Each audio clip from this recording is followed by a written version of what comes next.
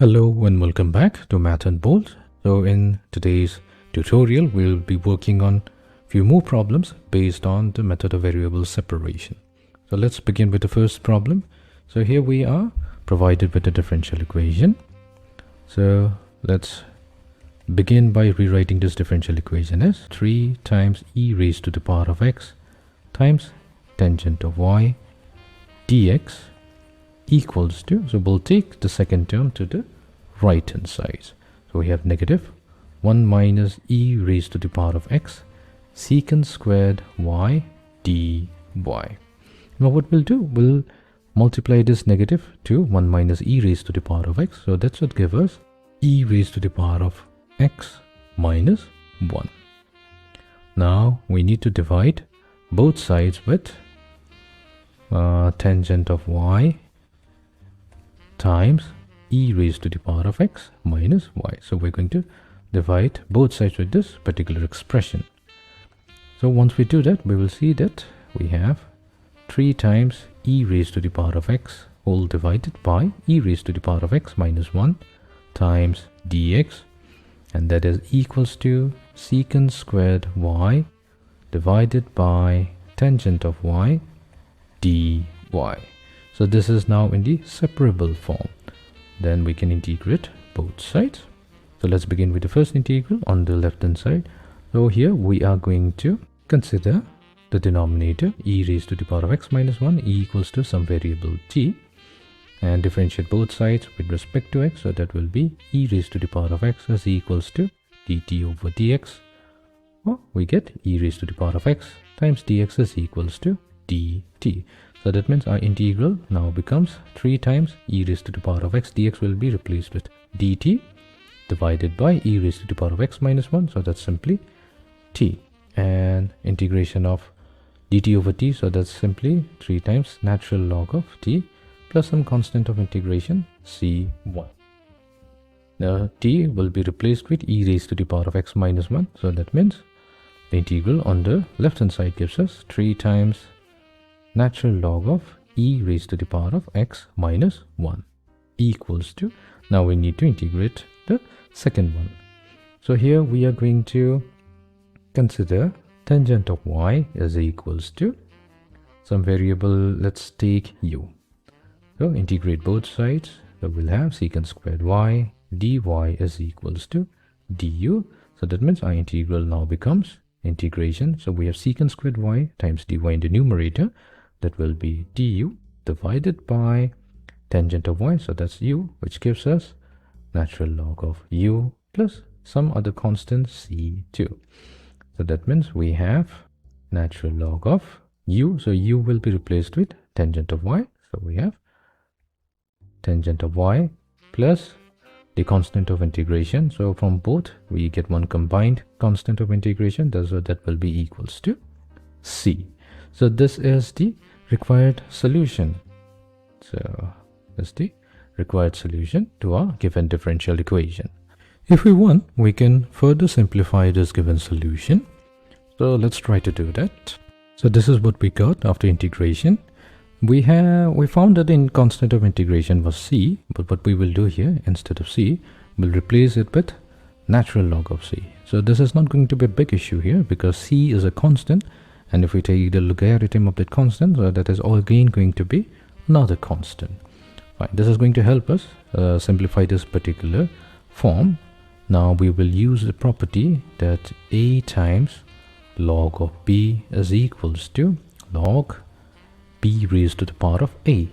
So that means we can take care of this 3 which is in front of the logarithm and rewrite it as log of e raised to the power of x minus 1 whole cubed, which is equals to, so we have the log of tangent of y plus log of c. Now we will use another property that log of a plus log of b, that simply equals to log of the product of a and b. So that will give us log of c times tangent of y. Now we can get rid of the logarithmic function from both sides. So we will be left with e raised to the power of x minus 1 whole cubed equals to c times tangent of y. So this is going to be the final simplified solution. Is the required solution to a given differential equation. We could also, if we wanted, we could have used this solution as well, or if we want a more simpler form, then this is another form that we can use. Now let's move on to the next problem. So here we have another differential equation. So first let's try to rewrite this differential equation. If we look at the first term, so we can rewrite it as x times, so we have x squared minus x squared times y squared, so we can pull out the x squared, so that get multiplied to x to give us x cubed times 1 minus y squared times dy.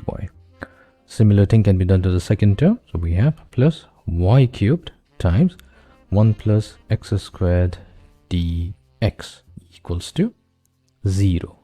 Now what we will do, we will divide both sides. Divide both sides with x cubed times y cubed. So that will give us 1 minus y squared whole divided by y cubed. So the x cubed gets cancelled times dy. So we'll take the second term to the right hand side. So that will be negative 1 plus x squared whole divided by x cubed dx. Now this is in the separable form. That's because the coefficient of dy is purely a function of y and coefficient of dx is purely a function of x. So let's integrate both sides.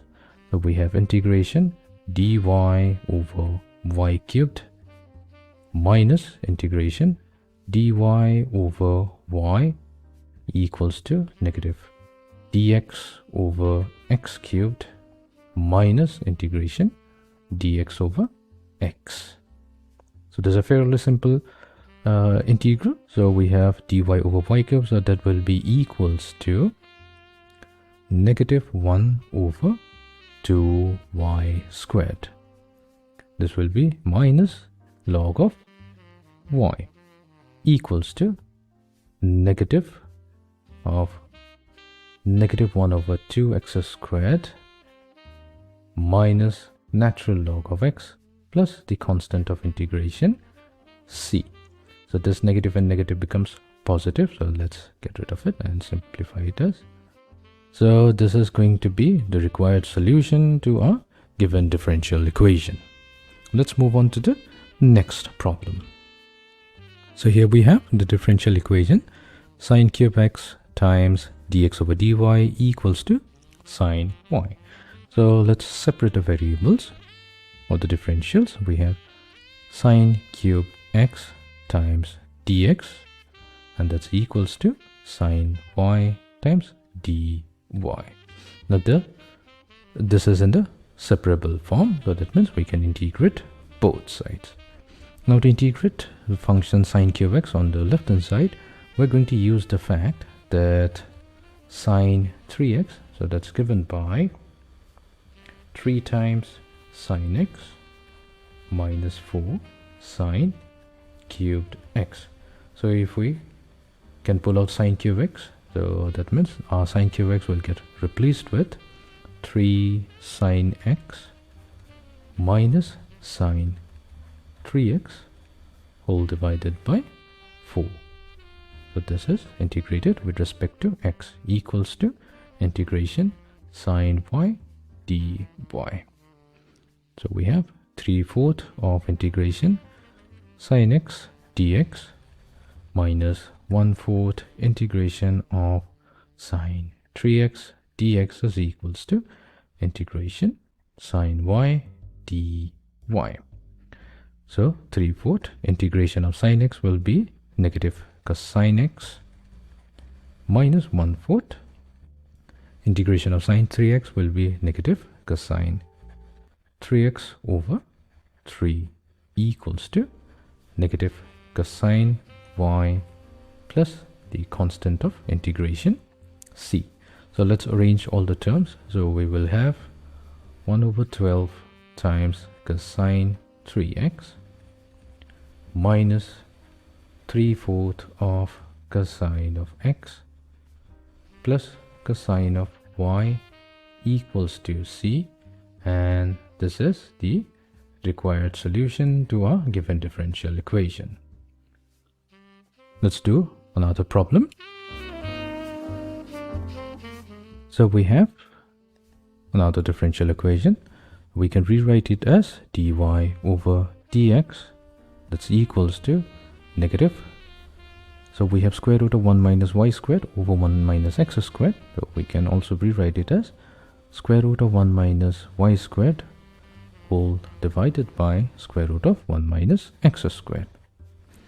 So separating the differentials, we have dy divided by 1 minus y squared equals to negative dx over square root of 1 minus x squared. So this is in the separable form. So that means we can now integrate both sides. Now to integrate this to integral, we're going to take help from the table of integrals.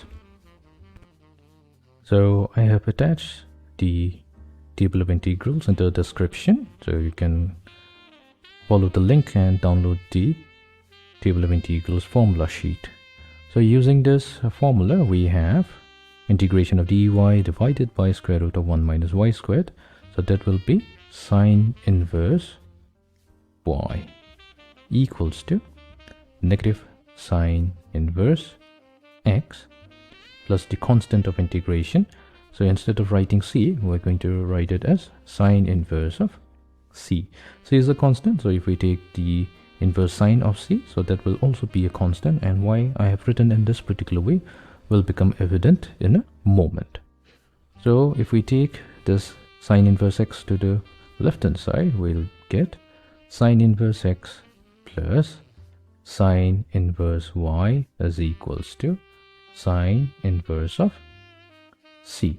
Now we'll combine them, so this will give us sine inverse of x times square root of 1 minus y squared plus y times square root of 1 minus x squared.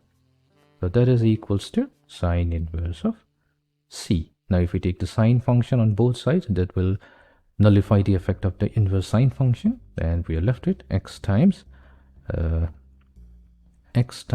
square root of 1 minus y squared plus y times square root of 1 minus x squared, and this is equals to c, which is the required solution to our given differential equation. Let's move on to the next problem. So we have this differential equation. Let's try to simplify the terms on the right hand side. So we have dy over dx, so that is equals to e raised to the power of x minus y. So we can rewrite it as e raised to the power of x times e raised to the power of negative y plus x squared times e raised to the power of negative y.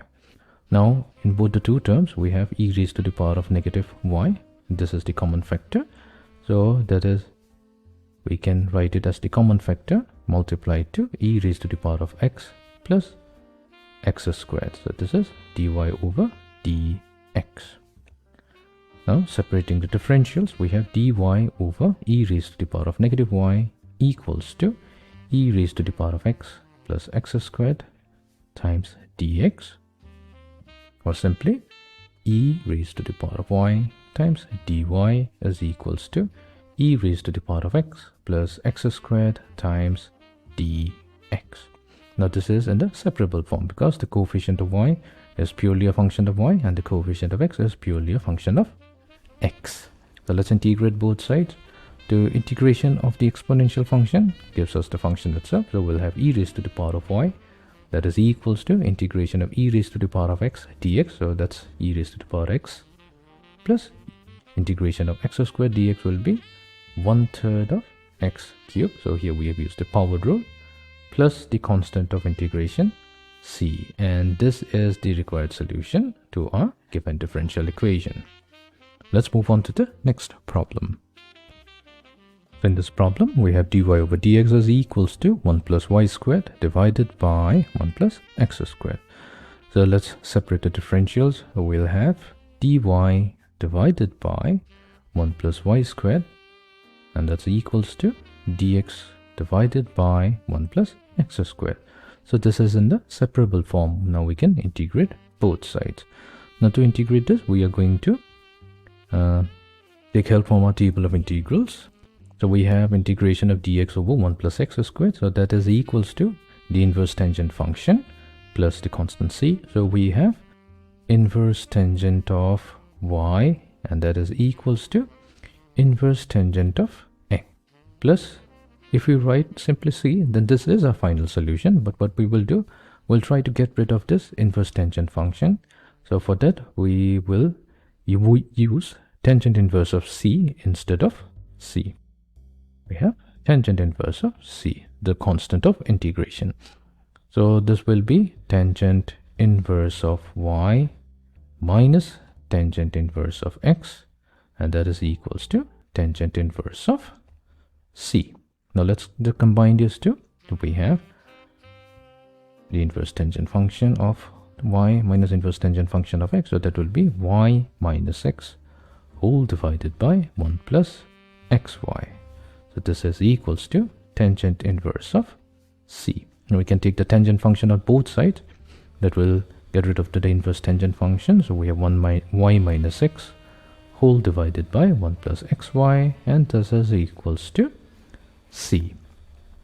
Or we can simply say that y minus x is equals to c times 1 plus xy, and this is the required solution to our given differential equation. Let's move on to the next problem. So we have dy over dx is equals to e raised to the power of x plus y. So we can rewrite the term on the left hand side, on the right hand side as dy over dx is equals to e raised to the power of x times e raised to the power of y. Or simply dy is equals to e raised to the power of x times e raised to the power of y dx. Dividing both sides with e raised to the power of y, so that means we have e raised to the power of negative y times dy is equals to e raised to the power of x times dx. So this is in the separable form. Let's integrate both sides. So integration of e raised to the power of negative y, which is an exponential function, will be the function itself times negative 1, because we have negative y, and that will be equals to e raised to the power of x plus the constant of integration c, and we can further simplify it as e raised to the power of x plus e raised to the power of negative y plus c is equals to 0. So this is going to be the required solution to our given differential equation. Let's move on to the next problem. So in this problem, we have log of dy over dx is equals to ax plus by. So we need to get rid of the log first. So to do that, we are going to use the definition of the logarithmic function. So if we have log of a to the base of b, and if this is given by x, then your a will be equals to b raised to the power of x. So that means using this definition, we have dy over dx. So that will be equals to, so generally this is the natural log function with a base of e. So this will be e raised to the power of ax plus by. Or simply put, dy is equals to, so this can be broken down as e raised to the power of ax times e raised to the power of by times dx. Now we're going to divide both sides with e raised to the power of by, or we can simply multiply with e raised to the power of negative by. So that will be e raised to the power of negative by times dy equals to e raised to the power of ax. So e raised to the power of by times e raised to the power of negative by will give us 1 times dx. So this is in the separable form. So let's integrate both sides. Integration will give us negative 1 over b times e raised to the power of negative by equals to 1 over a times e raised to the power of ax plus the constant of integration c, and this is the required solution to our given differential equation. Let's move on to the next problem. So we have this differential equation. Let's try to rewrite it. So we have sine x times cosine y times dx equals to, so we're taking the second term to the right hand side, negative cosine x times sine y dy. Now we'll divide both sides with cosine x times cosine y. Let's write it down. Divide both sides with cosine of x times cosine of y. So we have sine x times cosine y divided by cosine x times cosine y dx. That's equals to negative cosine x times sine y all divided by cosine x times cosine y dy.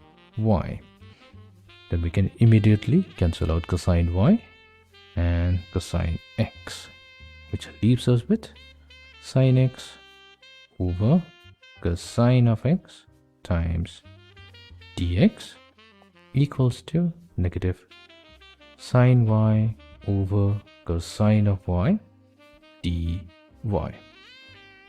So this is in the separable form. That means we can now integrate both sides.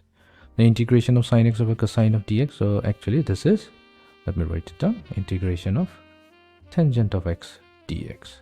So integration of tangent of x is negative natural log of cosine x plus c.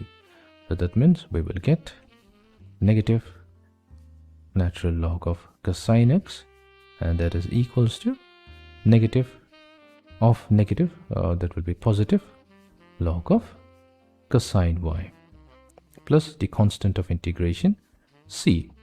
Our next job will be to determine the value of the c, because this is an initial value problem.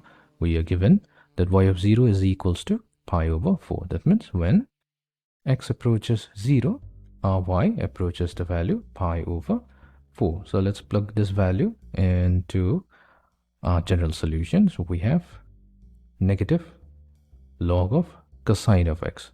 So cosine of x is cosine of 0 equals to log of cosine of y, so cosine of pi over 4 plus the constant of integration c. So we have natural log of cosine of 0, so that's simply 1, which is equals to natural log of cosine of pi over 4, so that is 1 over square root of 2 plus c.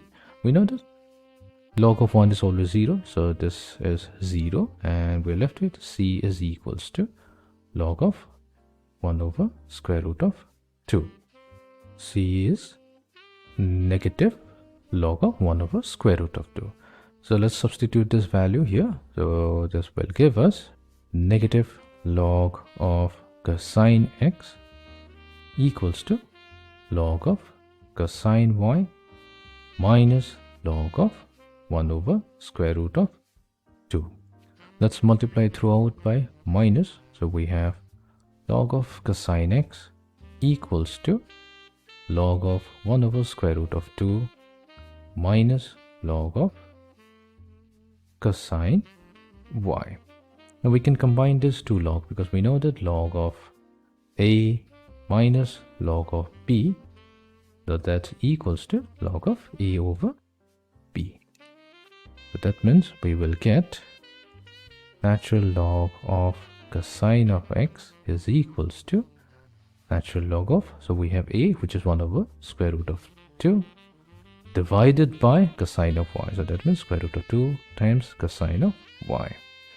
So now we can get rid of the logarithmic function log from both sides. So that leaves us with cosine of x equals to 1 over square root of 2 times cosine of y, or simply we can say that this implies cosine of x times cosine of y is equals to 1 over square root of 2, and this is the required solution to our given differential equation.